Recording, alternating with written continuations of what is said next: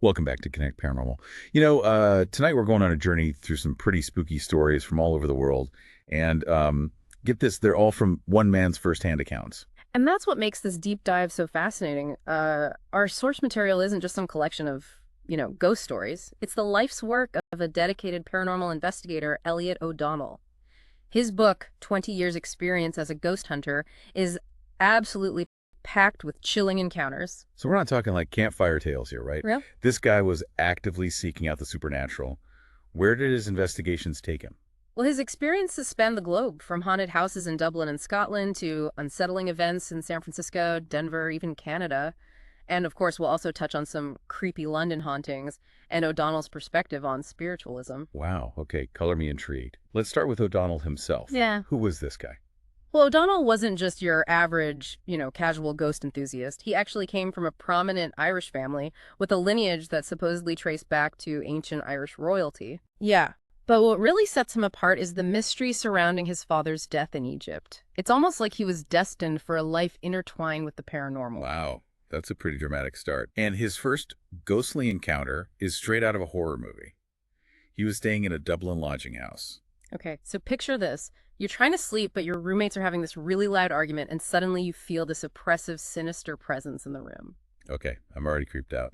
What happens next? Well, this dark entity literally rises from the floor and starts choking O'Donnell. What? Yeah, he wakes up absolutely terrified and completely bewildered to find his room locked from the inside. No way. Talk about a rude awakening. That would definitely make you question everything you thought you knew about the world. Exactly, and that's precisely what happened to O'Donnell.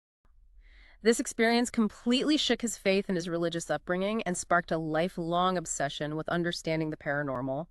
He began researching haunted houses in Dublin, including one with a history dating back to the Irish Rebellion of 1798. So he went from devout believer to a full-blown ghost hunter. That's quite a turnaround. It was a pivotal moment for him, and as he delves deeper into Dublin's haunted history, he becomes fascinated by the legend of the Banshee. Okay, for those of us who aren't, super familiar with Irish folklore, can you give us a quick rundown on banshees? Sure. In Irish folklore, the Banshee is a spirit often depicted as a wailing woman who foretells the death of a family member. Okay.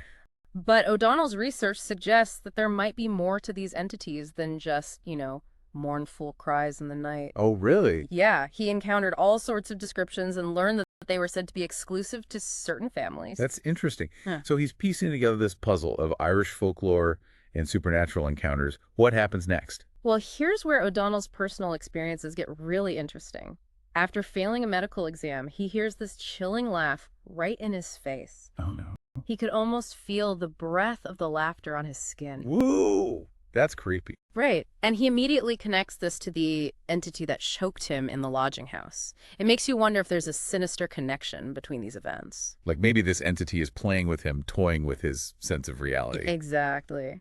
And his journey then takes him to Scotland, where he has another strange experience that just reinforces his belief in the afterlife.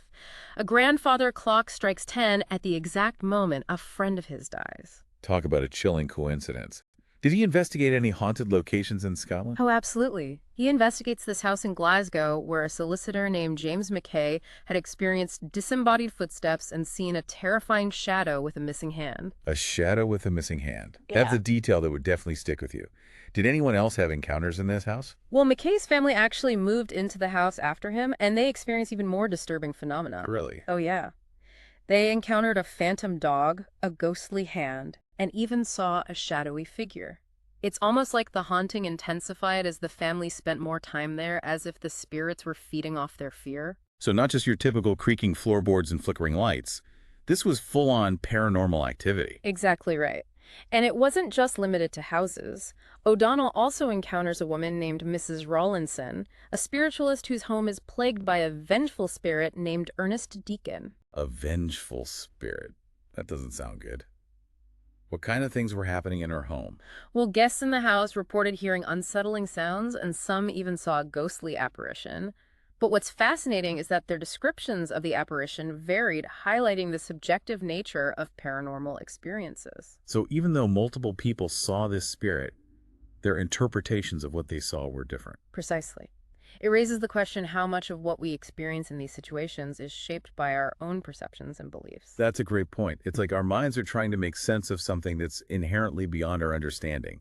Did they ever try to get rid of this vengeful spirit? They did discuss ways to get rid of the ghost, and one suggestion based on practices in northern India involved cremation.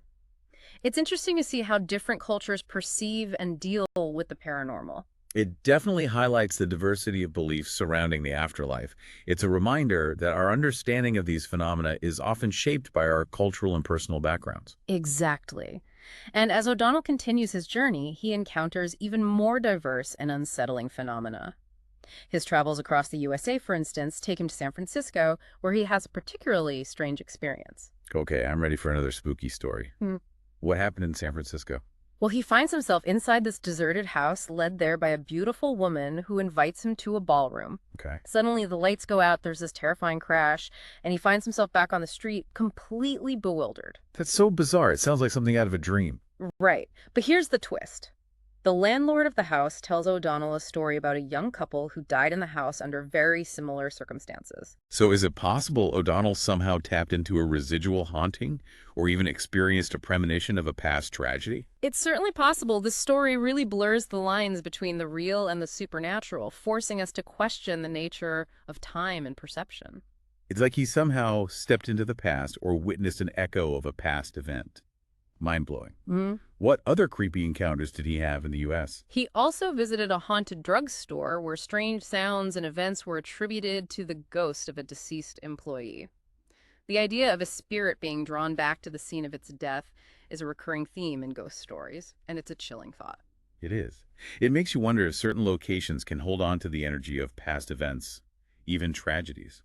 That's a question that's fascinated paranormal investigators for centuries. And O'Donnell's journey doesn't end there. He also travels to Denver, where he has a series of experiences that challenge our understanding of identity and perception. Okay, Denver sounds like a hotbed of paranormal activity.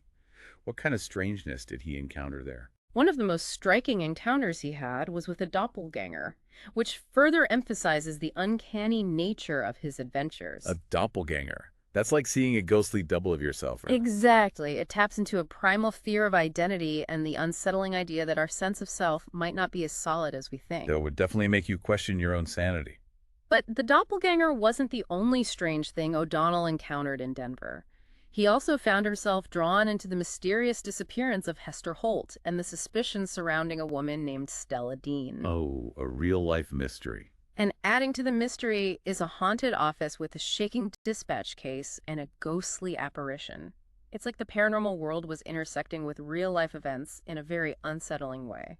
It makes you think about how often we might be brushing up against the supernatural without even realizing it. Exactly. And then O'Donnell's travels take him to Canada, where he encounters yet another chilling haunting. Okay, I'm hooked. What happened in Canada? Well, he learns about this haunted room in a Winnipeg house where a man named Mr. Jansen and his family experienced some terrifying phenomena. Okay. They saw a ghostly figure in the bedclothes and felt an overwhelming urge to kill, prompting them to abandon the room. Wow, that's intense.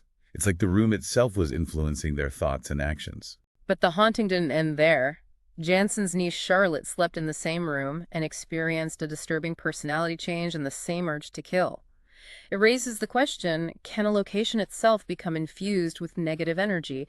And if so, what impact might this have on our own thoughts and behaviors when we enter such spaces? That's a chilling thought. It's like stepping into a space that's been corrupted by some unseen force. And it makes you wonder what other unseen forces might be at play in the world around us. I guess that's what keeps us coming back for more, right? The desire to understand the mysteries of the unknown. But for now, we'll have to take a break and let our listeners process these chilling tales. Stay tuned, folks. There's much more to come in our deep dive into Elliot O'Donnell's ghostly encounters. Welcome back to Connect Paranormal. We're continuing our deep dive into Elliot O'Donnell's 20 years experience as a ghost hunter. And believe me, his journey gets even stranger. We left off with that unsettling story in Canada where a room seemed to be imbued with some sort of malevolent energy. But O'Donnell's adventures continue, right? Oh, absolutely. He eventually returns to London, and just like anyone else, he faces those everyday challenges, trying to find work, make a living. So even ghost hunters have to deal with the mundane aspects of life. Exactly.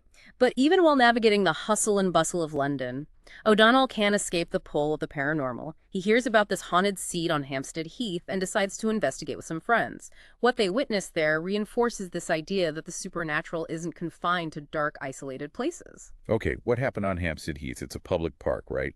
Not exactly your typical haunted location. Right. But according to witnesses, this particular seat was haunted by the apparition of a mysterious golden-haired girl. O'Donnell and his friends witnessed this apparition multiple times and even heard a blood-curdling scream. Wow, in broad daylight. That's eerie. A ghostly encounter in a public place. It definitely challenges the notion that these phenomena only occur in, dark, abandoned places. It does. And as O'Donnell continues his investigations in London, he starts to notice a pattern that makes him think about the connection between the supernatural and the social conditions of the time. What kind of pattern did he notice? Well, he observed that ghostly phenomena seem to be more prevalent in poorer areas of London. This observation led him to speculate about a possible link between social and economic disparities and the presence of spirits. That's a fascinating observation. I wonder if there's something to that. Could it be that those who suffered in life are more likely to linger after death, especially in places marked by hardship and poverty? It's a really intriguing question. Could it be that the energy of suffering somehow imprints itself on a location? Or perhaps these spirits are drawn to places when they felt a sense of belonging, even if those places were filled with hardship during their lifetime. It adds a whole new layer to the idea of hauntings. It's not just about ghosts and spooky houses. It's about the echoes of social history and the lingering presence of those who are marginalized or forgotten. Exactly. And this theme of unresolved conflict and its connection to the paranormal appears again in another one of O'Donnell's investigations. He tells the story of a haunted mine shaft, where a vengeful spirit appears to reveal the truth about a past murder. So this spirit was seeking justice from beyond the grave. It seems that way. The spirit's appearance was directly related to a murder that had taken place in the mine shaft, and its presence seemed intended to expose the truth and ensure that the guilty party didn't escape justice. That's a classic ghost story trope, the spirit seeking revenge or closure. But it also raises questions about the nature of guilt and the possibility that our actions can have consequences that extend beyond our physical lives. It makes you wonder, what unresolved issues in our own lives might be creating similar echoes? What emotional baggage are we carrying that might have a lingering impact even after we're gone? Those are some deep questions. It seems like O'Donnell's experiences weren't just about spooky encounters. They were prompting him to think about life, death, and the nature of the human experience. Absolutely. And his exploration of these themes continues as he delves into the world of spiritualism and seances. Spiritualism was a big movement in the late 19th and early 20th centuries, wasn't it? Right. People were fascinated by the idea of communicating with the dead. It was. And O'Donnell attended many seances and interacted with mediums who claimed to be able to contact the spirit world. However, he approached these experiences with a healthy dose of skepticism, especially when it came to mediums. So he wasn't just blindly accepting everything he saw and heard. No, he was very discerning and critical in his approach. He questioned the methods used by mediums and was always on the lookout for trickery or deception. That's a smart approach. There were a lot of charlatans exploiting people's grief and curiosity during that time. Exactly. But while he remained skeptical of mediums, O'Donnell was more open to the possibility of spirit communication within families, suggesting a stronger psychic connection between family members. That's interesting. He's basically saying that our bonds with family might transcend the physical realm. Right. And his experiences seem to support this idea. For instance, he tells the story of Captain Tennyson, who receives a ghostly visit from a friend who claims to have died. A ghostly visit from a dead friend. That's unsettling. Did this friend really turn out to be dead? Yes, Tennyson later learns that his friend did in fact die. But the timing of the ghostly visit suggests that it occurred before news of the friend's death could have reached Tennyson. So are we talking about a premonition? Or perhaps a message from beyond the grave? It's a question that challenges our understanding of linear time and the possibility that consciousness might operate outside the constraints of our physical existence. Mind-blowing. It seems like with every story we're delving deeper into these profound questions about life, death, and what lies beyond. Did O'Donnell have any other encounters that challenged conventional notions of reality? Oh, absolutely.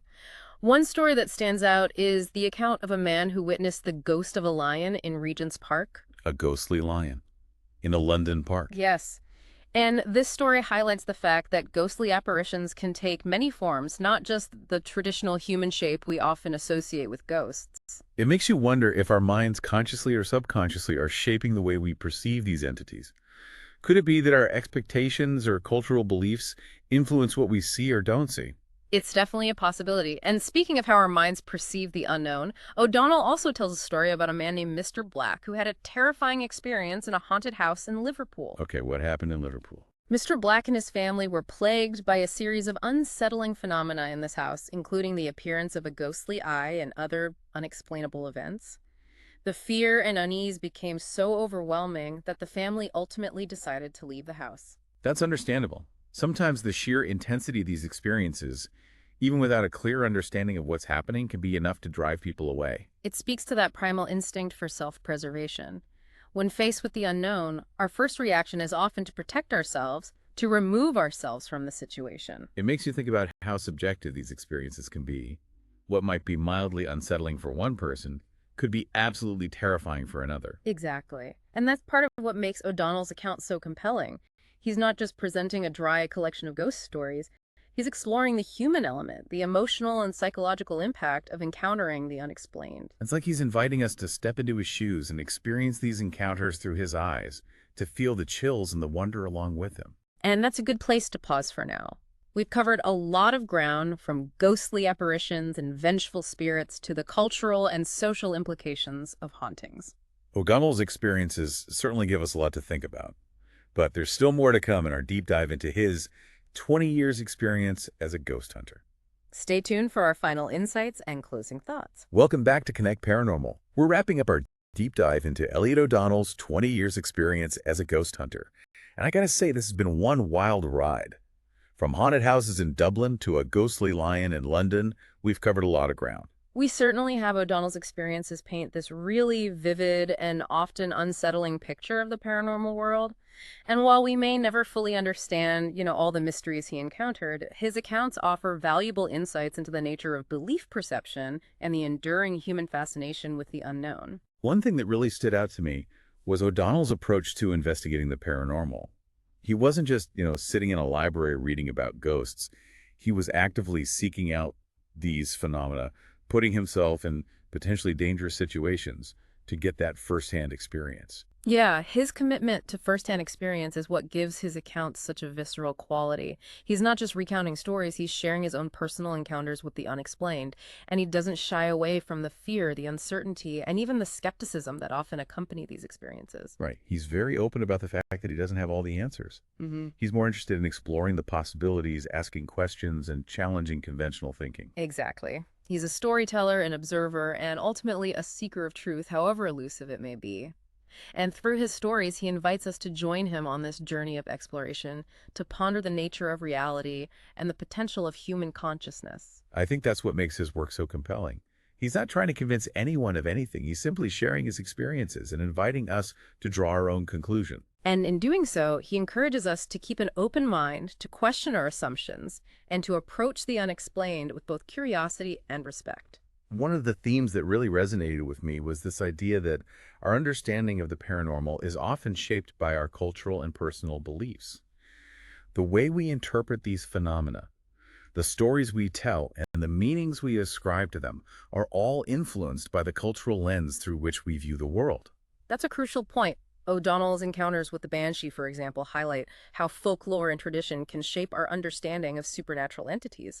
What might be considered a terrifying omen in one culture could be viewed as a protective spirit in another. It's a reminder that there are many different ways of understanding the paranormal, and no single perspective holds all the answers. And perhaps that's the most important takeaway from our deep dive into Elliot O'Donnell's world.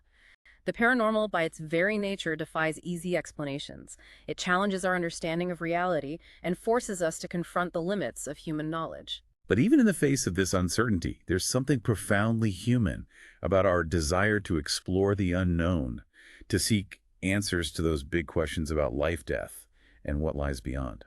Absolutely. And O'Donnell's 20 years experience as a ghost hunter serves as a testament to that enduring human curiosity. It's a reminder that the pursuit of knowledge, even in the face of fear and uncertainty, can be a deeply rewarding and enriching endeavor. So as we conclude our deep dive, I'm left with a sense of wonder and a renewed appreciation for the mysteries that still surround us. O'Donnell's stories have definitely sparked my imagination and challenged me to think differently about the world. And perhaps that's the greatest gift a storyteller can give us, the gift of perspective, the ability to see the world through new eyes, and the courage to ask questions that may not have easy answers. Well said. And to our listeners, we encourage you to continue exploring the topics we've discussed tonight. Delve into the world of folklore research, different cultural beliefs about the afterlife, and maybe even share some of your own spooky stories. Remember, the world is full of mysteries just waiting to be uncovered. Keep an open mind, stay curious, and who knows what you might discover. Thanks for joining us on this journey into the paranormal. Until next time, keep those lights on.